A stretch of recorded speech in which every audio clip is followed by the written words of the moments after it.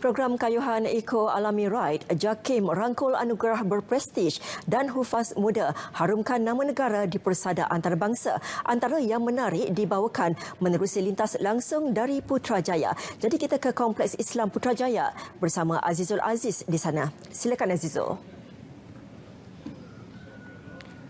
Terima kasih Nurlela di Angkasa Puri. Assalamualaikum dan salam sejahtera. Hampir 2,000 peserta pelbagai bangsa dan agama termasuk orang kelainan upaya OKU menyertai program kayuhan basikal Eco Alami Ride 2019.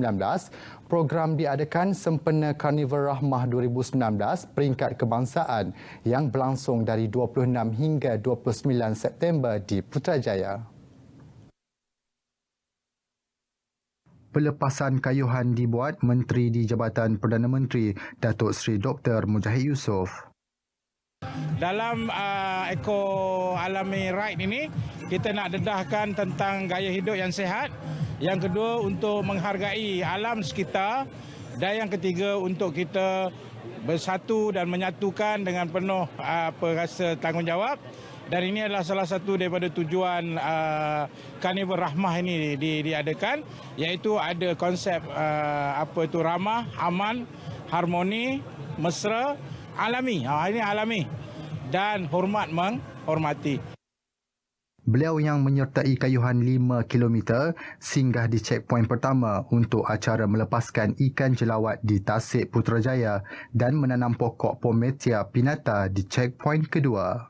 Kumpulan berbasikal Eco Alami Ride ini dibahagikan kepada 3 kategori iaitu 5 km, 10 km dan 20 km. Turut serta kumpulan berbasikal NGO Bike Sable yang dianggotai anak-anak OKU kelumpuhan otak. Sementara itu, menerusi Karnival Rahmah 2019 ini, turut diadakan konvensyen sukarelawan peringkat kebangsaan yang menghimpunkan lebih 100 NGO Muslim untuk sama-sama berbincang dan bertukar pendapat bagi memperkasa khidmat sukarelawan. Konvensyen ini dianggap platform terbaik untuk memastikan satu perkongsian pintar dialog intelek antara penggiat NGO. Bukan sahaja orang Islam yang menyertainya, tapi rakan-rakan daripada bukan Islam. Bila buat kerja khidmat sosial ini tanpa ada warna, tanpa mengira kaum dan juga agama. Kerana hal kebajikan inilah tugas kita semua, tanpa mengambil kira warna kulit. Antara NGO yang turut serta termasuk Yayasan Ihtimam Malaysia, Persatuan Pengguna Islam Malaysia, PPIM dan pendakwah serta motivator Abid Liu.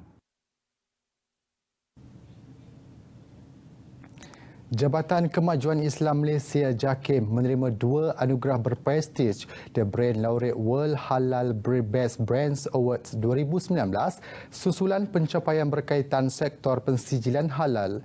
Pengiktirafan itu diberi menerusi 2 kategori iaitu Brand Leadership Awards 2019 yang dianugerahkan kepada Datuk Muhammad Nordin Ibrahim atas kepimpinan beliau sebagai Ketua Pengarah JAKIM.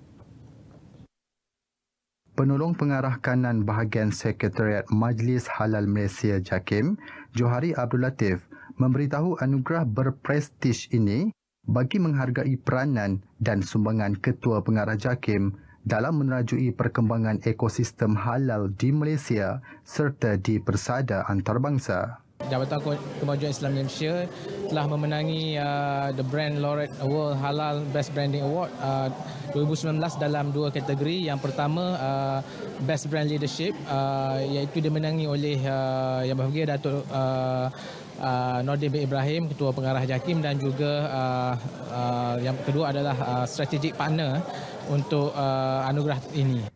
Sementara itu, satu lagi anugerah diterima adalah bagi kategori Strategic Business Partner Brand Award yang mengiktiraf halal Malaysia yang diterajui di peringkat global.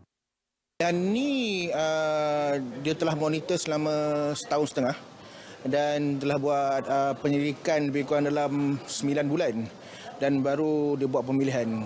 Dan alhamdulillah syarikat kami telah mendapat pemilihan yang bersih lah.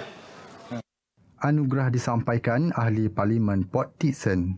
The Brand Laureate World Halal Best Brands Awards adalah penjenamaan antarabangsa dari organisasi yang tidak berasaskan keuntungan.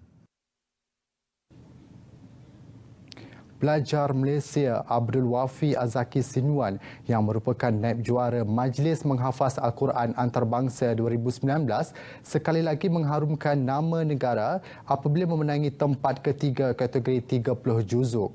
Kejayaan itu dirangkul dalam pertandingan menghafaz Al-Quran peringkat antarabangsa 26 European Holy Quran Competition yang berlangsung dari 26 hingga 29 September 2019 di Zagreb, Croatia dan disertai 70 buah negara. Dengan kemenangan itu, Abdul Wafi berjaya membawa pulang hadiah wang tunai $1,000 US bersamaan RM4,000 Malaysia. Beliau berjaya menempatkan diri sebagai 10 hufaz terbaik dari 40 peserta dalam pertandingan itu dengan markah hafazan sebanyak 98 markah. Beliau yang ditemui di KLIA sebaik sahaja tiba dari Croatia berkata, kejayaan beliau dalam hafazan Al-Quran sehingga mengecapi pelbagai kemenangan ini berbekal ketekunannya dan sokongan dari pihak JAKIM sendiri. Cabaran dia sangat besar sebab saya satu-satunya negara daripada Asia. Yang lain semua daripada Europe. Cuma adalah daripada Kanada and then majoritinya semuanya Europe punya country sebab ni kategori Europe. Tapi sebabkan dia punya ketua lajnah hakim kat sana baik dengan seorang pegawai daripada JAKIM, so dia hantarlah peserta Malaysia bermula daripada tahun lepas. Abdul Wafi sebelum ini pernah bertanding di Rusia, Arab Saudi, Turki, Indonesia. Pada pertandingan tersebut, Johan dirangkul oleh hufaz dari Libya dan naib juara dari Iran. Laporan tadi mengakhiri N5 dari Kompleks Islam Putrajaya untuk petang ini. Kembali ke Angkasa Puri untuk berita selanjutnya.